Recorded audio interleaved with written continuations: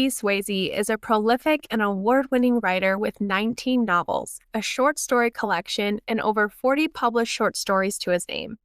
He has earned significant recognition in Western and mystery writing, including 2 Spur Awards from the Western Writers of America and 4 Will Rogers Medallion Awards.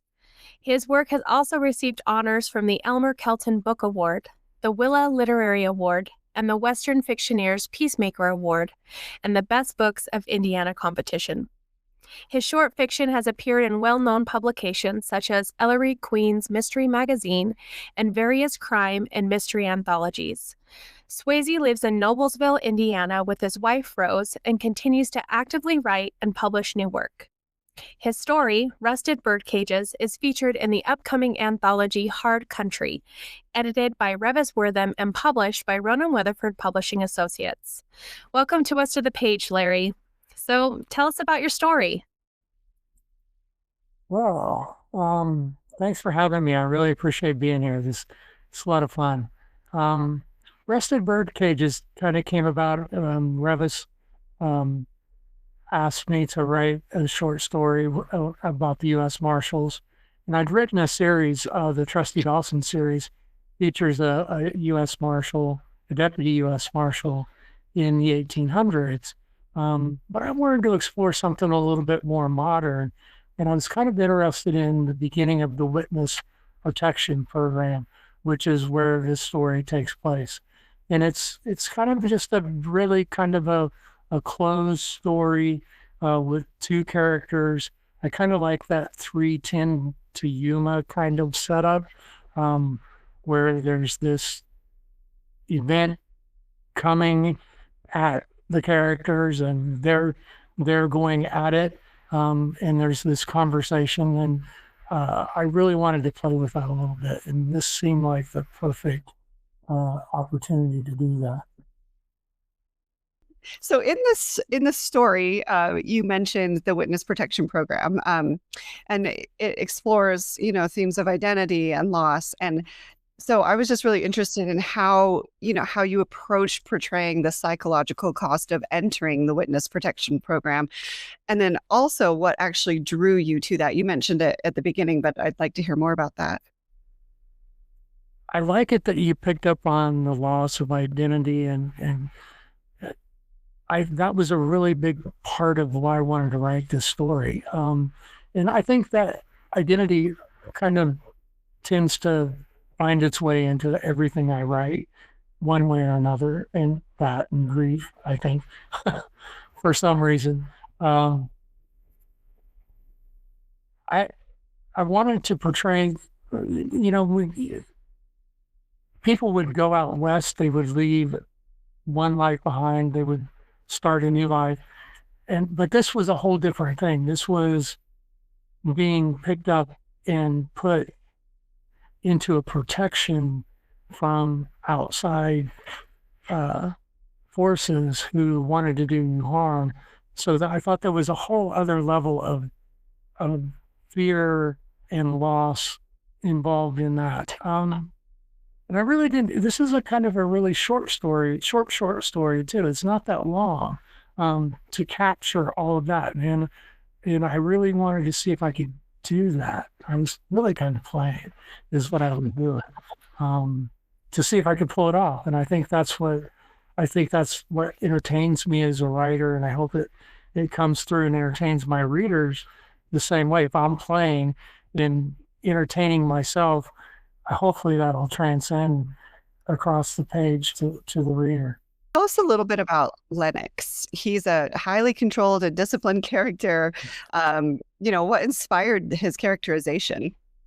I think I just tried to imagine what it would be like to be in his position where he was responsible for this life and for this transition and making it happen smoothly. And what kind of man takes on that role? And, I didn't have a whole lot of room for a backstory and where he came from and what his career was in this story, although it might be something to explore later on, because he is kind of an interesting character who really keeps things close to the vest. I think that was pretty much it, is what I wanted to explore, is how tightly he was committed to making sure this whole transition was pulled off.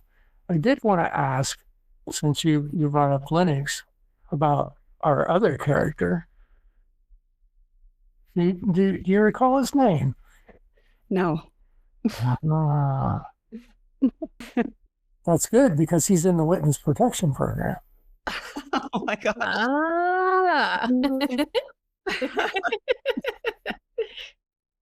That Yeah, is great. so it worked. It did Right? work. Yes, it Yeah, did. and that's me playing too. I mean, honestly, it is.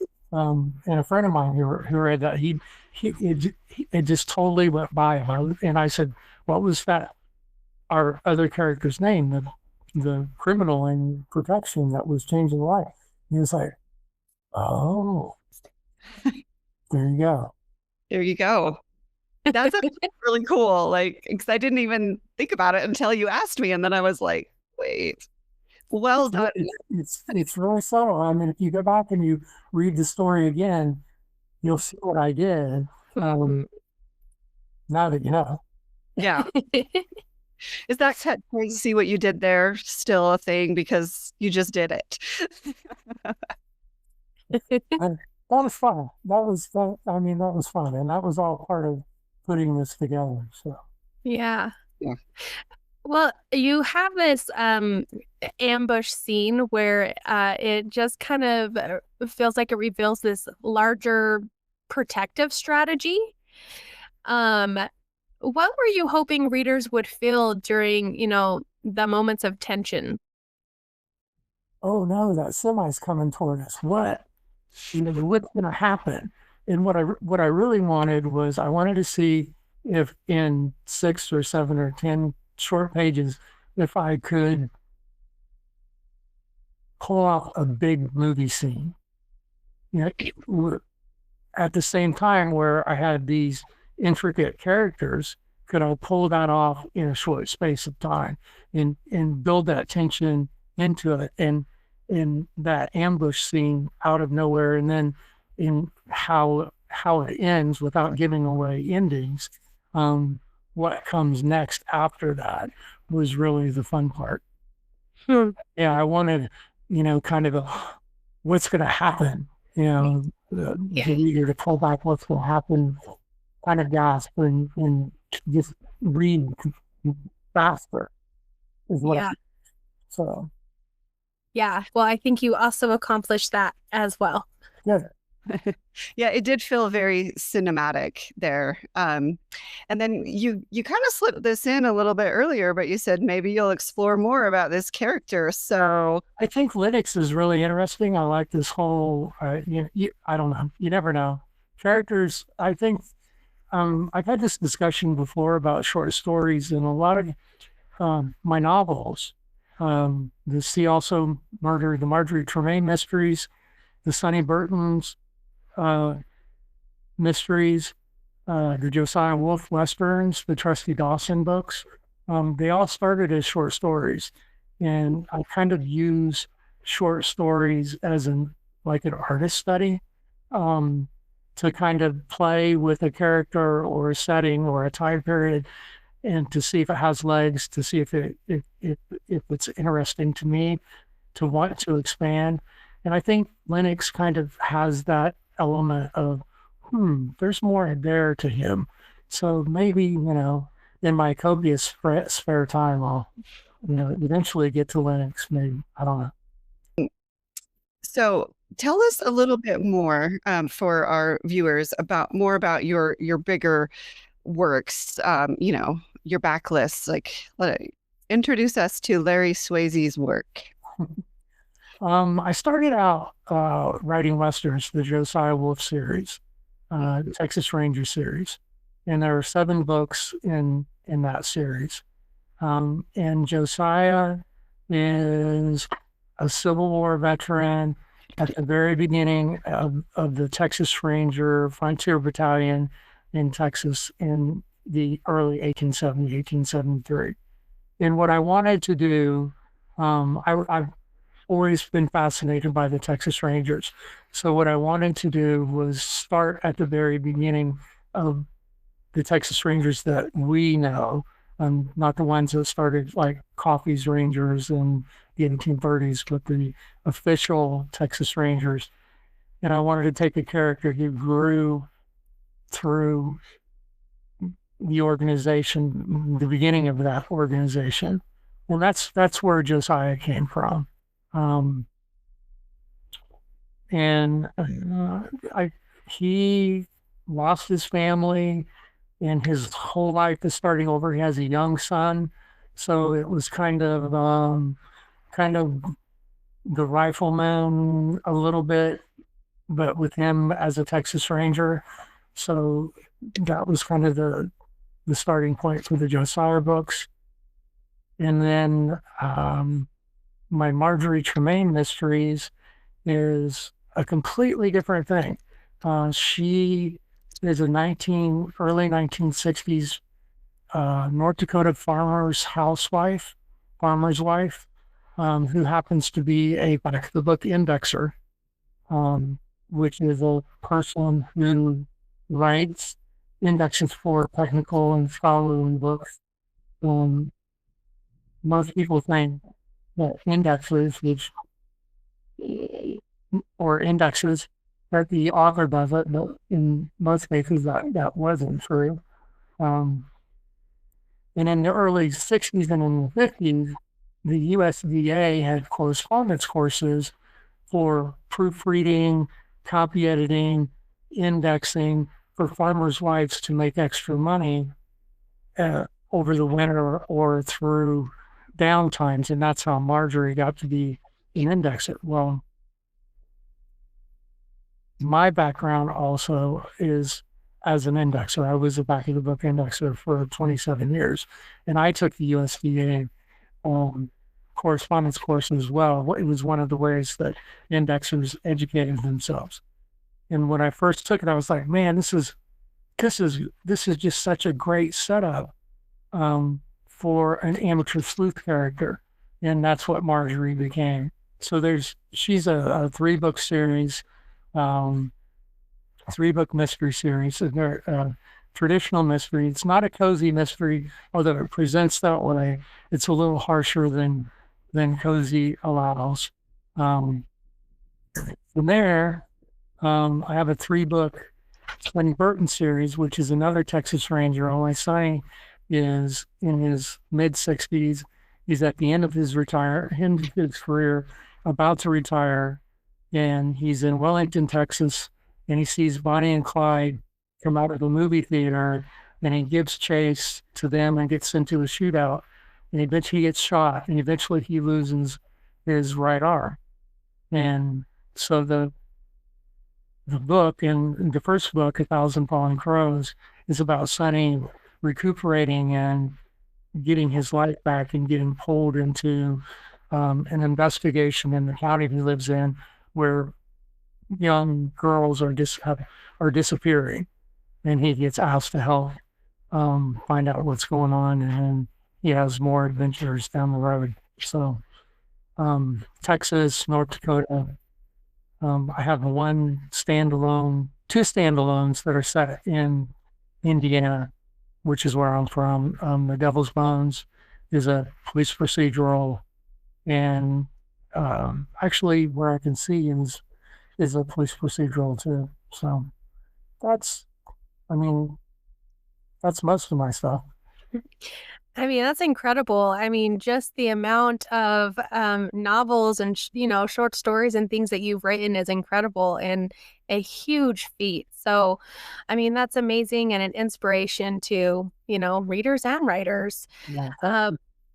If you don't mind, tell us a little bit about your writing process. What does that look like for you? How do you go about your research? There are two schools of thought. Are you a plotter? Do you plot everything out from the very beginning? Or are you a pantser? Do you fly by the seat of your pants and write to see what happens? I'm a pantser. So I like to write to see what happens next. At least in the first draft. I mean, first drafts are very messy. They're very long for me. And I try to write them in as fast as I can in 3 or 4 months, and then spend as much or more time in the editing process. So, I mean, I've always been a believer that I have to write every day, and to produce 20 books and what I do is I'm very disciplined, because if I'm not writing, I get antsy and I get a little maybe grumpy. I don't know. My wife sends me back in here and says, you need to go play with your imaginary friends because you're getting on my nerves. Okay, I write every day, and I would, especially in a first draft, I have to touch it every day. It doesn't matter what is happening in my personal life, whether it's, whether I've been sick or whether there's been a death in the family. I always have to touch that project every day. And it just is, being a writer is what I always wanted to be and what I always wanted to do. And the fact that I have the opportunity to be able to do it is something that I'm grateful for every day and don't take for granted. And it's just a huge part of my life and who I am. If I'm not writing, then I'm reading, which one serves the other. But yeah, I mean, where do I get my ideas? When I'm working, when I'm walking my dog. I'm a very disciplined walker. I walk my dog 2 or 3 miles every day, and that's where I'll look up into the sky and see a cloud of crows flying over them, and get the title "1,000 Fallen Crows" from walking my dog. And the 1,000 comes from Sonny was a World War I veteran, and he came back with a 1,000-yard stare.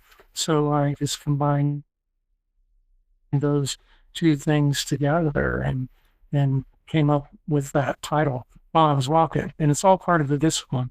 But I don't know. I love what I do. I just get to do what I love to do. And I mean, how great is that?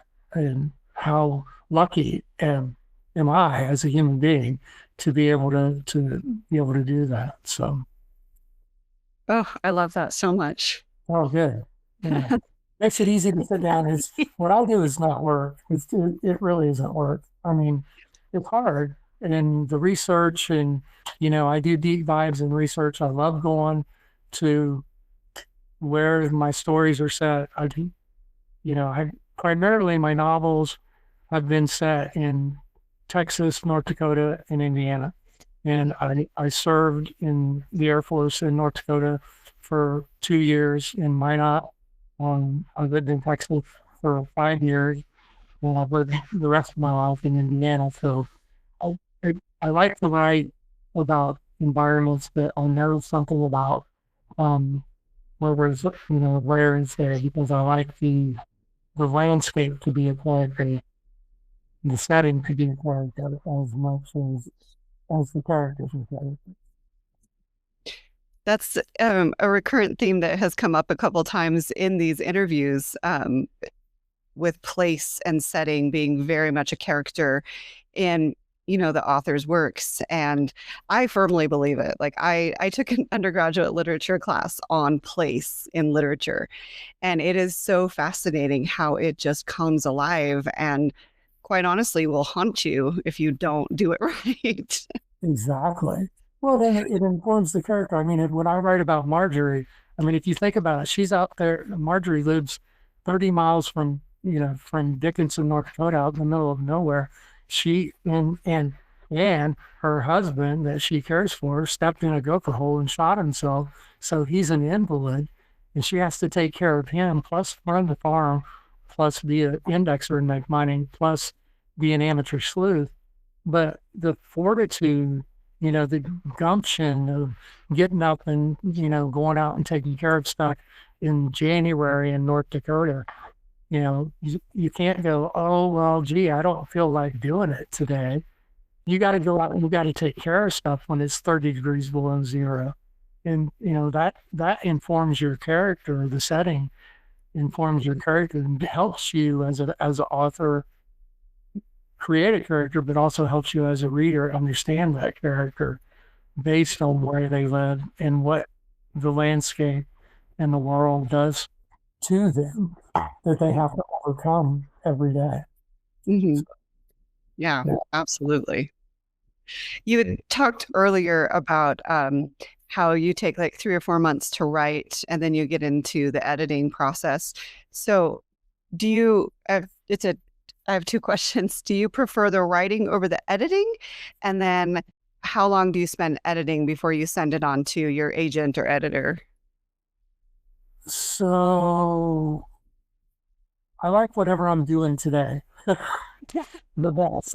I mean, because if I'm with first draft means anything is possible. First draft means no judgment. First draft means play. First draft means explore, discover. It's all those great things. I love that. Mhm. But then the editing part is now that I know what I have, now that I know the story, now that I've experienced these characters, I can go in and I can move things around. It's kind of like a garden. You're moving this plant because it needs more sun, or it's getting too much sun and it's withering. And I love doing that. I love working in my yard and working in the garden. And I think editing is very much like that. And I enjoy that. I enjoy creating a character based on what I learned from the first draft. And it depends on the number of drafts. The last book that I finished, there were 9 drafts. And it wasn't until the 9th draft that I got the final scene just right, because it came to me after all of that work. And that was such a good day. I was like, oh, there it is. There it is. That's why I've been doing this, all of this work and moving stuff around. And there's that scene. And it was worth it because it made the book. It finished it the way it needed to be finished. And I wouldn't have found it if it wouldn't have been through all of those other drafts. So I don't know. I just like the whole process. I like being in a novel. Um, what I don't like is not being in a novel, or not being in a short story. That's where I feel vulnerable as a human being, or lost, kind of untethered, and that's when I get sent back into my room. But as long as I'm in a novel or a story, as long as I'm involved in a story, I'm good. I love whatever part that I'm at. So right now I'm in a first draft and I'm on page 185, and probably going to be a 450 page first draft. So I'm having a really good time.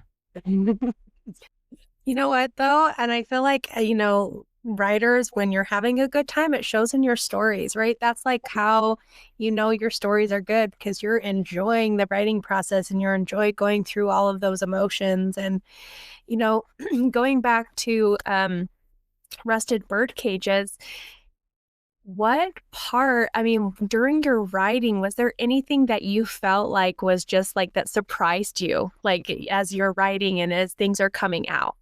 Oh yeah, that climactic scene. I didn't know that was there when I started. Now, I didn't know it was there. So I didn't know what was going to happen when those two guys got into the car. I knew they were going. I knew they were going to this transition, but I didn't know what was coming at them until we were all 3 of us were in the car together, and you know, and then that ambush happens, and I didn't know it when I started the story. I hadn't planned that out. It just manifested itself, and that was when I was having fun. I was like, holy cow, here it comes. We're looking for Yeah, exactly. And where it comes from is where it all comes from. And it's sitting here being receptive and open and willing to write it down and see if it works and see if it doesn't work. Because, that could have gone wrong. But I don't feel like it did. But yeah, so yeah, I had no clue that scene was there when I started. And it's pivotal. It makes the whole story as far as I'm concerned. Mhm. Yeah. I love when when you said the three of us were in the car, because it makes me go, oh, because I write as well, and I'm like, oh, my people, yes, yes, I totally get that feeling. And then like you come up for air or whatever, you go Yeah. eat, go do whatever, and you're like, I was just, you know, in this car with this, these characters, and it's just so real. Yes. Wonderful think writers are strange, right? We're the best part of strange. But look, I mean, if I'm in the car with them, then the reader's going to be in the car with them. Mhm. That's the hope, right? I mean, you're going to stay with me, and you're going to be looking over their shoulders. You're going to be with them. You're going to be invested with them. Um, that's the hope. So yeah, it's all three of us. So absolutely.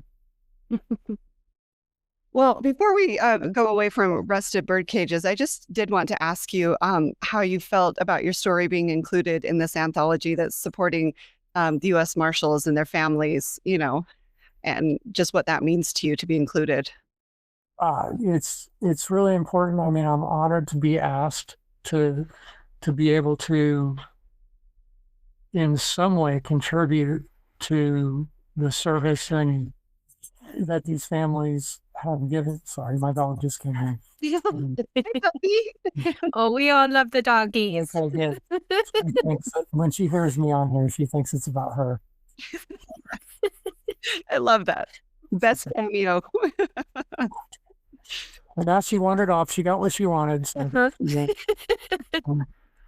Yeah, no, it's an honor, and I'm really happy to be able to contribute, especially to the U.S. Marshals. Like I said, I've written about the Marshals before with the Trusty Dawson series, and now with this, and just like the Texas Rangers, it's one of the venerable law enforcement organizations in the country, and anything that I can do to bring attention to them or contribute in some small way to make things a little bit better for the families, I'm all in.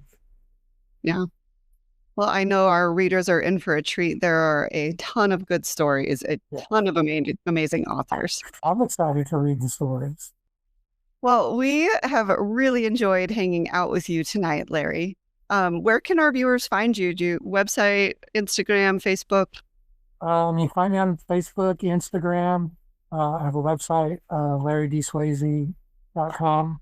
So all information about all my books and short stories, and usually what I'm up to next or what's going on is on there. So I keep it pretty well updated.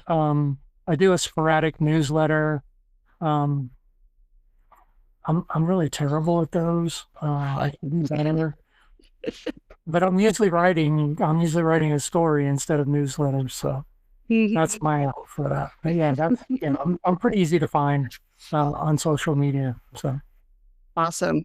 Well, and I'm excited too. I can't wait to read about this North Dakota farm wife and see what she's doing. Marjorie Tremaine.